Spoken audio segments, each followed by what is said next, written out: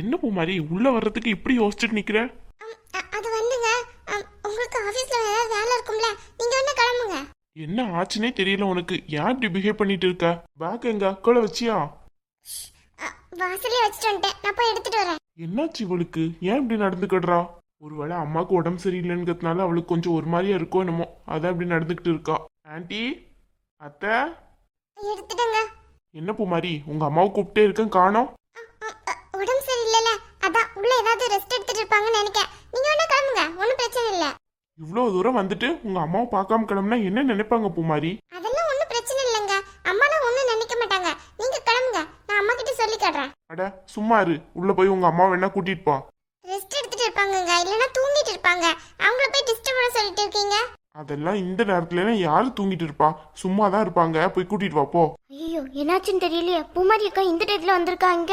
ஏய் மலர், என்ன மலர், எப்படி இருக்க? உங்க அம்மா எப்படி இருக்காங்க? நல்லா இருக்க மாமா, நீங்க எப்படி இருக்கீங்க? அம்மா நல்லா இருக்காங்க. என்ன நல்லா இருக்காங்களா? இப்பதான் பூமாரி உடம்பு சரியில்லைன்னு சொன்னா நல்லா இருக்காங்கங்கிற நீ? ஐயோ அது வந்து உடம்பு வந்து சரியில்லாம இருந்துச்சு, இப்ப நல்லா ஆயிட்டு. சரியா போச்சு, இப்பதான் உடம்பு சரியில்லைன்னு சொன்னேன், அதுக்குள்ள இவ நல்லா ஆயிட்டுன்னுகால. இவர் வருவான்ட்டு எதிர்பார்க்கவே இல்லை, இல்லைன்னா மலருக்காச்சும் ஒரு ஃபோன் பண்ணிருப்பேன்.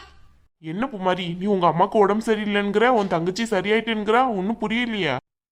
அது வந்துங்க, உடம்பு சரியில்லைதான், இப்ப கொஞ்சம் பரவாயில்லன்ட்டு அவ சொல்றா. சரி உங்க அம்மாவை எங்க? அம்மா அம்மா வெளியே போயிருக்காங்க. என்ன சொல்ற மலர்? உடம்பு சரியில்லாதவங்க வெளியே போயிருக்காங்களா? அவங்கள எதுக்கு வெளியே அனுப்புன? அது வந்து அம்மா ஹாஸ்பிட்டல் போயிருக்காங்க. ஏய் என்ன நீ மாத்தி மாத்தி பேசிட்டு இருக்க? இப்பதான் உடம்பு கொஞ்சம் பரவாயில்ல நல்லா ஆயிட்டுங்கிற, இப்போ ஹாஸ்பிட்டல் போயிட்டு இருக்காங்கங்கிற. ஆமா மாமா, ஏதோ ஏதோ டேப்லெட் வாங்குறதுக்காண்டி போயிருக்காங்க.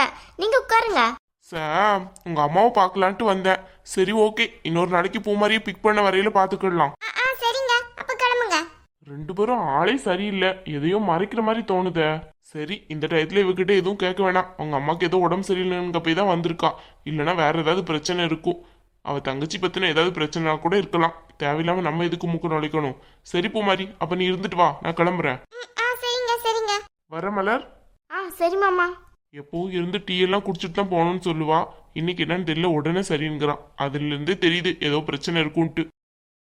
ஏய் பூமாரி, என்னாச்சு? உன் வீட்டுக்காரர் வந்து உன்னை இங்க விட்டுட்டு போறாரு.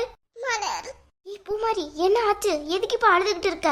உன்னால தானடி எங்க அத்தை கிட்ட எல்லாம் உண்மையை நான் சொன்னேன். இப்போ எங்க அத்தை என்ன வீட்டை விட்டு போன்னு சொல்லிட்டாங்க. ஏய் பூமாரி, உண்மையா சொல்ற நீ?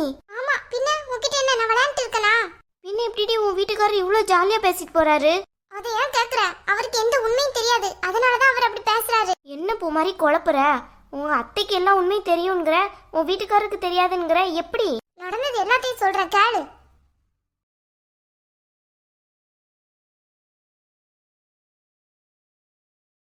ஐயோ பூமாரி, இவ்வளவு தூரம் நடந்துடுச்சா? ஆமா மலர், எனக்கு என்ன பண்றதுன்னே தெரியல. அத்தை என்ன கொஞ்சமா புரிஞ்சுப்பாங்கன்னு நினைச்சேன், அவங்க என்ன புரிஞ்சுக்க கூட இல்ல. எப்படி என் பையனை நீ ஏமாத்தலாம் அப்படி இப்படின்னு ரொம்ப பேசிட்டாங்க. எனக்கு என்ன பதில் சொல்றதுன்னு கூட அவங்க கிட்ட தெரியல. உன் அத்தை ஏன் இப்படி நினைக்கிறாங்க? நம்ம போய் இந்த கல்யாண விஷயத்துல பொய்யெல்லாம் சொல்லியிருப்போமா? அவங்க ஏன் தேவையில்லாம ஒன்று தப்பா நினைக்கிறாங்க? நீ படிக்கலங்கிற உண்மை தெரிஞ்சுதான் அவங்க உன்னை பொண்ணு கேட்டே வந்தாங்கன்னு தானே நம்ம நினைச்சோம். அவங்க இப்படி படிச்ச பொண்ணு தான் வேணும்னு கேட்டிருந்தாங்கன்னா அம்மா ஒன்று அங்கே கட்டியே கொடுத்துருக்க மாட்டாங்கல்ல பூமாரி. இதெல்லாம் நமக்கு தெரியுது, ஆனா அவங்களுக்கு தெரியலையா? அவங்க என்னவோ நம்ம ஏமாத்தி தான் அவங்கள கல்யாணம் பண்ணிக்கிட்டோம்னு நினைக்கிறாங்க. அவங்க பையன் வாழ்க்கையே போச்சுன்னு நினைக்கிறாங்க. அவர்கிட்ட மட்டும் உண்மை சொன்னாங்கன்னு வையன், அவர் கண்டிப்பா என்ன இங்க வந்து டிராப் பண்ற அளவுக்கு இருக்க மாட்டாரு மலர். எனக்கு நல்லது பண்ணுவாங்கன்னு நினைச்ச அத்தையே இந்த மாதிரி பேசிட்டாங்க. இவரு சும்மாவே ஏதாவது சொல்லிட்டே இருப்பாரு. அவரை பத்தி கொஞ்சம் நினைச்சு பாரு, கண்டிப்பா என்ன ஏத்துக்கிட்டாப்புல தெரியல. அதான் நான் அவங்களுக்கு பாரமா இருக்கிறத விட நம்ம வீட்லயே வந்து இருந்துடலான்ட்டு இங்கே வந்துட்டேன். என்ன பூமாரி இப்படி முட்டாள்தனமா வேலை பார்த்துட்ட? உன்னை யார் இப்ப இங்க வர சொன்னா? அம்மா இல்லைன்னு போய் சரியா போச்சு, நீ உடனே கிளம்பு. பெட்டி வேற தூக்கிட்டு வந்திருக்க. ஏய் என்னடி ஆளுக்கால் விளையாடுறீங்களா என் வாழ்க்கைய வச்சு? அவ சொல்லி தானடி என் அத்தை கிட்ட உண்மையை சொன்னேன். இப்ப என் அத்தை இப்படி பண்ணிட்டாங்க. எதுவும் தெரியாமையாச்சும் இருந்திருக்கும். நானும் டெய்லியும் வரலன்ட்டு ஆபீஸ் ஏதாவது சொல்லி சமாளிச்சிருப்பேன். நீங்க ரெண்டு பேரும் போட்ட பிளான்ல இப்படி நான் மாட்டிக்கிட்டேன். அப்படியெல்லாம் சொல்லாத பூமாரி, உனக்கு நல்லது நினைக்கணும் தானே நாங்க பண்ணோம். அது இப்படி வந்து முடியும்ட்டு நம்ம என்ன கனவா கண்டோம்? எனக்கு தான் முதல்ல தெரியுமே, தேவையில்லாத ஆட்கள்கிட்ட தான் பிரச்சனை சொல்லணும்ட்டு என்ன உனக்கு வந்துடுச்சு மலர்? இப்ப பாரு, அதனால எவ்வளவு பெரிய பிரச்சனை ஆயிட்டேன்ட்டு. அம்மாட்ட நான் என்ன சொல்ல போறேன்ட்டு எனக்கு மண்டைக்குள்ள எதுவுமே ஓடல. அத்தை ரொம்ப அழுதாங்க தெரியுமா? அதுவே எனக்கு மனசு கஷ்டமாயிட்டு. இனிமே அவங்க பையன்கிட்ட எப்படிதான் உண்மையை சொல்ல போறேன்ட்டு அவ்வளோ கதறி அழுதாங்க. சும்மா சும்மா நிறுத்து பூமாரி. உன்னை இப்படி வீட்டை விட்டு துரத்திருக்காங்க, அவங்களுக்கு போய் சப்போர்ட் பண்ணிட்டு இருக்க. இப்படிப்பட்ட மாப்பிள்ளை உனக்கு வேண்டவே வேண்டான்ட்டு முடிவெடுத்துரு. என்ன மலர் விளையாடுறியா? எனக்கு கல்யாணம் ஆகி 1 மாசம் கூட இன்னும் ஆகல சரியா? நீ என்னன்னு பார்த்தோம்னா மாப்பிள்ளையே வேணான்னு சொல்லிட்டு இருக்க. ஆமா பின்ன, வீட்டுக்கு வந்த மருமக கிட்ட எப்படி நடந்துக்கணும்னு தெரியாதவங்கலாம் ஒரு அத்தையா உன்னை இந்த மாதிரி வீட்டை விட்டு துரத்திருக்காங்க? சும்மா நிறுத்து மலர். நீங்க சொன்னதுனாலதான் வீட்டுல எல்லாத்தையும் நான் உண்மை சொன்னேன். சொல்லாம இருந்திருந்தாலாச்சும் அமைதியா இருந்திருப்பேன். இப்ப தேவையில்லாத பிரச்சனை. எனக்கு எதுவும் தெரியாது. நீ என்ன செய்வியோ அதை பத்தி எனக்கு கவலையே கிடையாது. நீ என்னன்னாலும் செஞ்சுக்கோ. ஆனா அவர் தான் எனக்கு வேணும். என்ன பூமாரி விளையாடுறியா? விளையாடலாம் இல்ல மலர், உண்மையதான் சொல்றேன். அவர் இல்லாத ஒரு வாழ்க்கையை என்னால நினைச்சு பார்க்க முடியாது. இங்க பாரு பூமாரி, உன்னோட கல்யாணம் ஒரு ஆக்சிடென்ட் தான். அவங்க உன்னை ஏத்துக்கிட்டலாம் நம்ம ஒண்ணுமே பண்ண முடியாது பூமாரி. அதை நீ முதல்ல புரிஞ்சுக்கோ. ஆனா அந்த அளவுக்குலாம் வராதுன்ட்டு எனக்கு நம்பிக்கை இருக்கு. பேசாம அம்மா கிட்ட உண்மை சொல்லிடலாம் நினைக்கிறேன் மலர். என்ன பூமாரி விளையாடுறியா நீ? இனி என்ன மலர் என்ன பண்ண சொல்ற?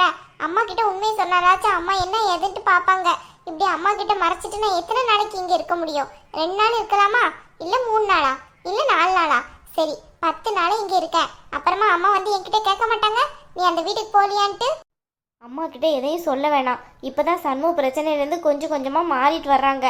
தேவையில்லாம உன் பிரச்சனையை அம்மா தலையில திடிக்கணும்னு நினைக்காத. அப்புறம் அம்மாக்கு ஏதாவது ஒன்று ஆயிடுச்சுன்னா அவ்வளோதான், உன்னை சும்மா விட மாட்டேன் சொல்லிட்டேன். என்ன மலர் இப்படி பேசுற? அப்போ உனக்கு நான் முக்கியம் கிடையாதா? என் வாழ்க்கை முக்கியம் கிடையாதா? முக்கியம்தான் பூமாரி, ஆனால் அம்மாவோட உடல்நிலை முக்கியம். தேவையில்லாம இந்த பிரச்சனையெல்லாம் அம்மா தலையில ஏத்தாத. நான் யார் தலையிலையும் எதையும் ஏத்தல. நான் எங்கேயாச்சும் ஒளிஞ்சு போறேன். நீங்க எல்லாரும் நிம்மதியா இருங்க. நானா கேட்டேன் அந்த கல்யாணத்தை? இல்ல நான் தான் எனக்கு படிச்ச மாப்பிள்ள தான் வேணும்னு கேட்டேனா? நான் பேசாம தானே இருந்தேன். தேவையில்லாம இன்னைக்கு யார் படிச்ச மாப்பிள்ள பார்க்க சொன்னா? படிக்காத பொண்ணுக்கு படிச்ச மாப்பிள்ள அமைஞ்சாலும் இந்த மாதிரி பிரச்சனை எல்லாம் வரும்ட்டு எனக்கு முன்னாடியே தெரியும். அதனாலதான் எந்த பிரச்சனையும் தலையிடாம நான் அமைதியா இருந்தேன். சும்மா இருந்தது காணாம என்ன தேவையில்லாம அவர் தலையில கட்டி வச்சு இப்ப இவ்வளவு பெரிய பிரச்சனை எடுத்து விட்டீங்க. எல்லாத்துக்கும் காரணம் நீங்க மட்டும்தான். அழாத பூமாரி, கஷ்டமா இருக்கு மனசுக்கு, நீ அலையில. நீ ஏமா கஷ்டப்படணும்? உனக்கு என்ன வந்துச்சு? என் வாழ்க்கைக்கு தானே பிரச்சனை வந்திருக்கு. நீ ஏன் கஷ்டப்படணும்? நீ கஷ்டம்லாம் படாத சரியா? நீங்க எல்லாரும் சந்தோஷமா இருங்க. கஷ்டம் எல்லாத்தையும் நானே அனுபவிச்சுக்கிறேன். சின்ன வயசுல இருந்து கஷ்டம் எல்லாத்தையும் நான் தானே அனுபவிச்சிருக்கேன். உங்க யாருக்குமே கஷ்டத்தை தராம தானே இருந்திருக்கேன். அதே மாதிரியே இந்த கஷ்டத்தையும் நானே அனுபவிச்சுக்கிறேன். ஏன் பூமாரி புரிஞ்சுக்காம பேசுற? நீ பாவம் தான், நான் இல்லைன்னு சொல்ல கிடையாது. நீ படிக்காம போனதுக்கு காரணமும் நாங்க எல்லாரும் தான். நான் அதையுமே மறுக்க மாட்டேன். ஆனா இந்த பிரச்சனைக்கு யாருமே காரணம் கிடையாது பூமாரி. காரணம் இருந்தா என்ன, இல்லாட்டி என்ன? என் வாழ்க்கையே போச்சு மலர்.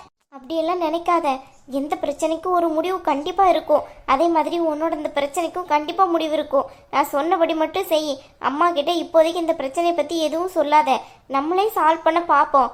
அப்படியும் சால்வ் பண்ண முடியல, பிரச்சனை கைமீறி போயிட்டு அப்படிங்கிற பட்சத்துல தான் நம்ம அம்மா கிட்ட இந்த பிரச்சனையை கொண்டு போகணும். புரியுதா? இல்ல மலர், நான் சும்மா இருந்தாலும் என் அழுக சும்மா இருக்காது. அம்மாக்கு எல்லாத்தையும் காட்டி கொடுத்துரும். முடிஞ்ச அளவுக்கு உன் அழுகையை கண்ட்ரோல் பண்ணிக்கோ பூமாரி. அம்மாக்கு இந்த விஷயம் தெரியக்கூடாது, அவ்வளோதான் சொல்லுவேன்.